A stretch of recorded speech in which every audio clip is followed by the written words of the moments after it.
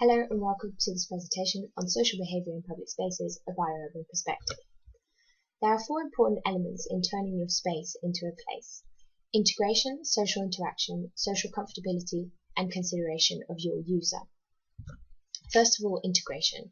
Places should evolve naturally and organically. This means that you need to consider the urban fabric that already exists around the space that you're trying to create. Not only that, but you need to consider the social and economic role that your space is going to have within the urban fabric that already exists and within the social and economic structure that's already present. And for you to take those considerations, you also need to consider how people are going to view your space. So you need to make sure that your space has a relevant scale to the user. It shouldn't be too large for the individual to handle and to become a part of, because if someone's not able to become a part of the public space that you're creating, they're going to struggle to feel comfortable in the space and thereby use it the way you would expect them to. So your user is your most fundamental point about creating a space. They are your natural element. They are the one thing that is biological in a public space within a city. So the user should be at the center of your design, and it's through the user and their use of the space that you can actually create a place. So as a designer, your main tool is going to be your user. Understanding how they function and what they expect from a space is what's going to create your place at the end of the day. So in order to understand your user, you need to understand their psychology and how they work. Places are crucially significant in the satisfaction of biological, social, psychological, and cultural needs, because they help us to create our self-identity. Through being in a place where we can observe other people and feel like what we do is socially acceptable, we will grow as individuals. So therefore, public spaces become a place where we can seek this sort of process of self-identity whereby we become who we are. So public spaces need to offer the opportunity for this sort of observation to occur, whereby as individuals we can begin to see how other people behave and thereby how we should behave and what is allowed and what isn't allowed.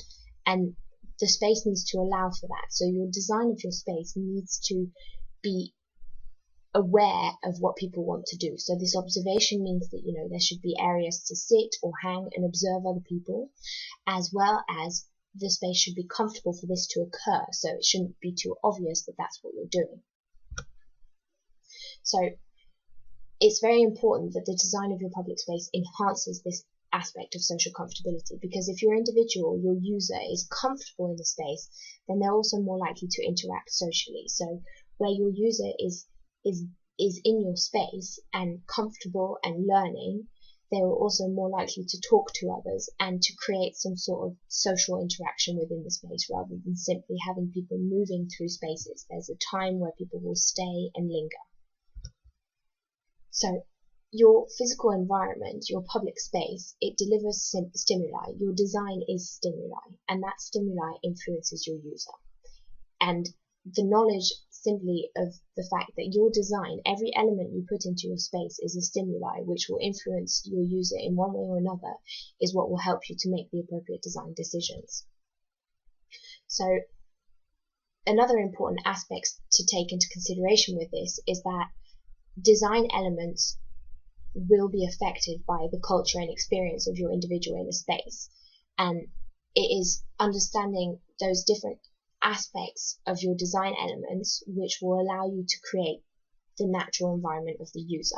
So say a bench, we all know a bench is for seating. However, if you create the edge of a flower bed which is able to be used as seating by individuals, people can take that decision themselves to use it as seating, and through their experience and their culture will decide that that's also an appropriate place to use as seating, and will allow them to adopt the space more as theirs and create an individual aspect to this space.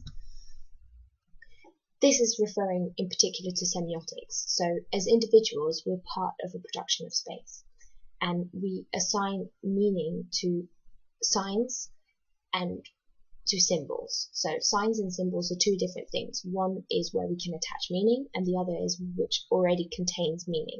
So the symbol would be the bench, that's where we sit, whereas the sign would be the thing that looks like a bench but is the edge of your flower bed, where someone will decide, hey, I can sit there, and then others may follow and decide to also sit there, which may create social interaction whereby one says to another, isn't this a lovely place to sit? So as individuals, not only do we rely on a space in order to learn from others, we also rely on a space to bring these familiar signs and symbols to us in order for us to appropriate a space as ours. In space, we also become as individuals subjects and objects. So a space, according to Lefebvre, almost becomes a theatrical production whereby different elements contribute to our experience of the space. And we will observe these different elements, but these different elements will also observe us. And thereby you create a social production, you create social interaction. By putting all these elements in one space is what creates your social interaction. So what defines all of this, however, is not necessarily the designer. The designer can do their best to put what they want in a space. However, we have to be aware that behind all these public spaces, behind the city construction, there's a policy framework. And what policy does is it predefines the necessity for certain characteristics. It will tell you that in a space you need to have this, this, and this, you need to have so much economic value, you need to have so much economic turnover, and so many funding opportunities, as well as providing for different economic areas of the city, but it won't tell you that you need a bench in a certain area to create and enhance social interaction. It will simply tell you that benches could be an added facet to your public space. So policy can often drive the design of spaces in such a way that they affect the way people are going to behave in a negative manner, because they create spaces that are no longer really usable to the user. They simply become spaces which are void, because no one wants to sit on a bench that isn't facing somewhere where they can look at other people, but is rather facing a road or facing a wall. So policy is something that we all have to consider also as designers. We have to take it and we have to analyze it and apply it to our design in a way that it won't affect the positive outcomes of our design, but will merely influence and help them to be even more consolidated. So one interesting example of something in a public space is magnets. New York has started to create these pop-ups over the city, which are actually taking over previously road associated spaces. So as you can see in this bottom picture, there's a before and after. The before shows a car park, which is not fully used, and the second shows where they've reclaimed the space simply by putting paint on the floor and some planters, and then placing some seating within it. It's flexible seating, so people can choose where they want to have it. And through this, they've created a vibrant space, which before was simply void. In the top picture, you can see the extension of a pavement where they've simply put down planks to create a decking into the road, which is the same height as the pavement, so it essentially becomes an extension of the space, which allows the cafes and restaurants to put tables out and create more interaction and opportunities for people to sort of linger in the space and make the space their own and make it feel like they can actually, claim this part of the city as theirs rather than it being a street for taxis and cars. So it's this relationship, this sum of the physical design of a public space with the users, their activities, the social and cultural circumstances, which sort of come together to form a space with meaning. So if you take this diagram below, you can see that there's a blue line that's forming the space. And within that, you've got the user, the others that are around as well, who consolidate this psychological effect of self-identity. And with that, you've got the things that we place meaning on. You've got these signs and these symbols. So the ones that we can place meaning on immediately and make us feel comfortable because they're there and therefore it is a public space where we are supposed to seat. And then there are these other elements of design which we've added along the time that have sort of developed, whereby we've decided that we can also use those as a part of our public space, such as the planter seating, which will allow us to feel like we can sit there and enjoy this space, but not necessarily in a conform manner as it normally would be just with a bench. So it's really considering all these elements together, and particularly your user and what your user is going to bring to your space and your design elements, which will allow you to create a successful public space.